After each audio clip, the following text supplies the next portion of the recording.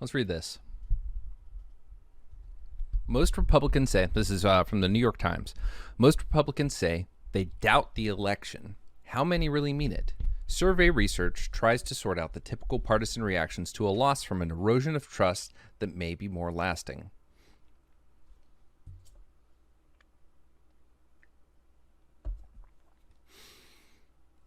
Since the election, surveys have consistently found that about 70% to 80% of Republicans don't buy the results. They don't agree that Joe Biden won fair and square. They say the election was rigged, and they say enough fraud occurred to tip the outcome. Those numbers sound alarmingly high, and they imply that the overwhelming majority of people in one political party in America doubt the legitimacy of a presidential election. But the reality is more complicated, political scientists say. Research has shown that the answers that partisans, on the left as well as the right, give the political questions often reflect not what they know as fact, but what they wish were true, or what they think they should say. It is incredibly hard to separate sincere belief from wishful thinking, from what political scientists call partisan cheerleading. But on this topic especially, this distinction matters a lot. Are Republican voters merely expressing support for the president by standing by his claims of fraud in effectively the same way Republicans in Congress have, or have they accepted widespread fraud as true? Do these surveys suggest a real erosion in faith in American elections, or something more familiar and temporary? It's one thing to think that you don't trust the guys in Washington because they're not in your party, said Lana Atkinson, a political scientist at the University of New Mexico. But it's a whole other thing if you think, well, gee, they didn't even get there legitimately. She suggested, however, that these results be taken with something between alarm and skepticism. Tracking surveys, which ask people the same questions over time on topics like the direction of the country or the economy, showed a lot of Republicans responding immediately after the election as if they believed the president had lost. Among Republicans, consumer confidence swiftly dropped, as did the share saying they thought the country was headed in the right direction. Those results, which mirror past elections, suggest many Republicans knew Mr. Biden would become president. But they don't tell us as much about whether Republicans believe he won fairly. In one survey released today, YouGov and Brightline Watch, a group of political scientists who monitored the state of American democracy, 87% of Republicans accurately said that news media decision desks had declared Mr. Biden the winner of the election.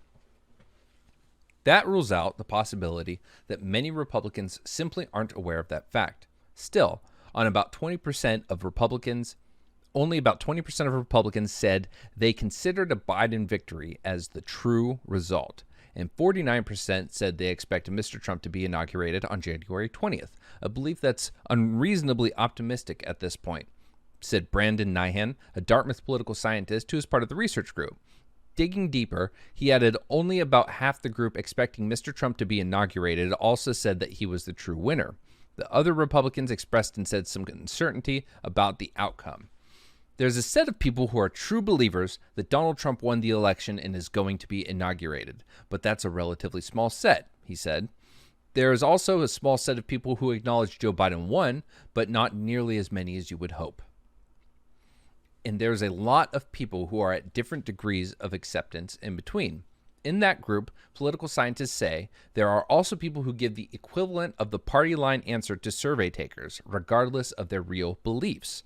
The evidence is strong that a number of people out there, even if they know the truth, will give a cheerleading answer, said Seth Hill, a political scientist at the University of California, San Diego. Part of the president's base appears eager to stick it to the establishment, he said. If those voters interpret surveys about the election's legitimacy as part of the establishment, he said, it's quite possible they will use this as another vehicle to express that sentiment. For other voters, what they sincerely believe and what they want to be true may well be the same thing, and politics can be inseparable from that reasoning. Research has shown that supporters of the winning candidate in an election consistently have more faith that the election was fair than supporters of the losing candidate do. This pattern is true of both Democrats and Republicans, and when the parties' fortunes flip in subsequent elections, people's answers flip too. Now, fairness there, a little vague, but let's talk about that for a second. So what happened in 2016 is that people were very upset about the Electoral College because once again, a Republican who had lost the popular vote still won by the electoral vote. And there's an understandable take that it should just be the public voting. They're still getting represented, and it's not going to be the coastal cities dominating everything just because they happen to have a higher population of liberals, right? So it's the idea that, hey, maybe it's a little unfair that you give so much power to these smaller places, and that it should just be a winner-take-all popular vote thing, right? That's a little different than what's happening right here in 2020. Regardless, even if the magnitudes are bigger now, the tendency to respond in this way has just been with the American politics since we've been asking about it, said Michael Sanchez, a professor at Temple University. A series of surveys by Morning Consult even suggests that Mr. Biden's win in the election caused Democrats to revise their beliefs about the fairness of past elections. Respondents were asked before the November election if they believed presidential contests going back to 1992 were, quote, free and fair. In most of these years, about 65% to 70% of all registered voters said yes. But when people were asked these questions again after this year's election, Democratic faith in the 2016 election jumped 22 percentage points. It jumped 11 points for the 2000 election.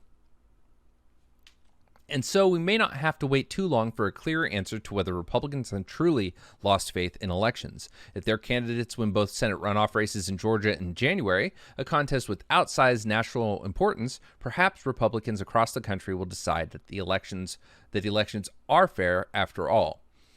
One interpretation of this pattern is that our regularly alternating election outcomes mean that no one side gets wedded for far too long to the idea that the whole enterprise is broken.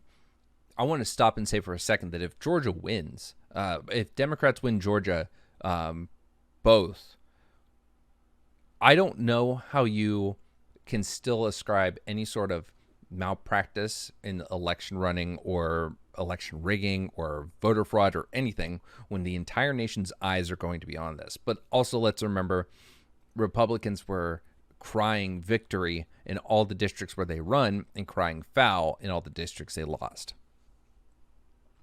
Even when it came to their representatives, especially when it came to like their representatives being elected.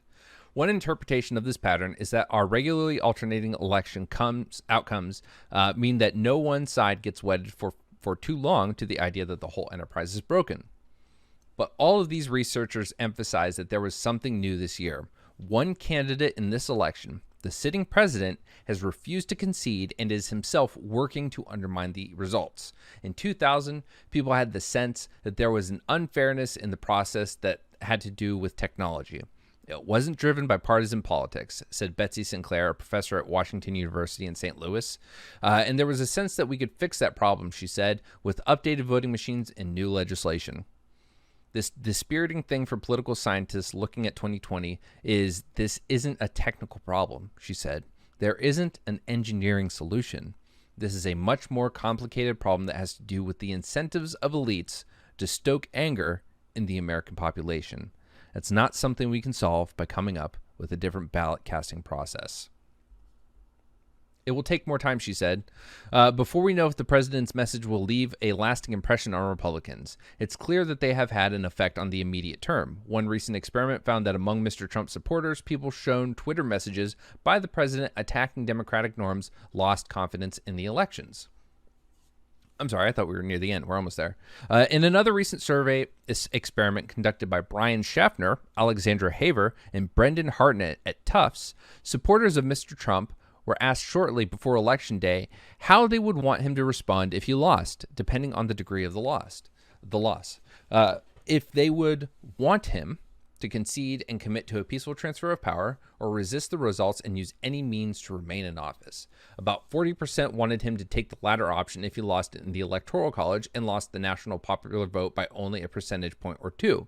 But roughly the same share wanted the president to contest the election even if he lost the popular vote by 10 to 12 points. That suggests, Mr. Schaffner said, that a significant share of the president's supporters don't necessarily believe the election was fraudulent. Rather, they were prepared to support the president's contesting of the election no matter what. Not surprised there. This is when we talk about how important the president's leadership is. When the president is commenting on major issues or not commenting on major issues or not giving good, concise leadership, it affects people. That is why it's so important to be critical of Trump's first month, how he was aware of the seriousness of COVID, how sure he did the China ban, but after that, what did he do? He politicized the issue. He said nothing for a month, and then he turned everything into a political issue of the right versus the left. And here we are. 1,500 people a day are dying of COVID. One every minute.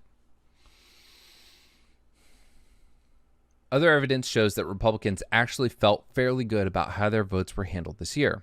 In a large Pew survey, 72% of Trump voters said that they were confident their vote was accurately counted, and 93% said voting was easy for them.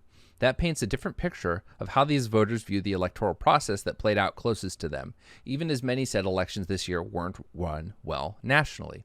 Voters have often said in surveys that they have more confidence in elections in their community or state than they do in voting across the country. That may be a useful insight for this moment, too. It means that the president's sweeping claims about the election fraud won't necessarily dissuade Republicans in Georgia in January. They probably have more faith in their local election workers and precinct offices than these surveys suggest they have for the country. I've never looked at the comments. They really believe it. They want to. They need to. For they are the righteous, the only true Americans.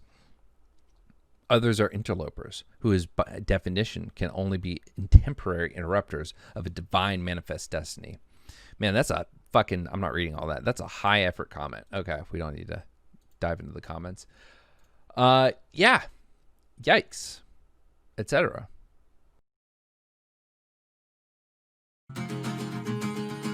My name is Larkin. Please subscribe to my channel, YouTube, Twitch, and Twitter.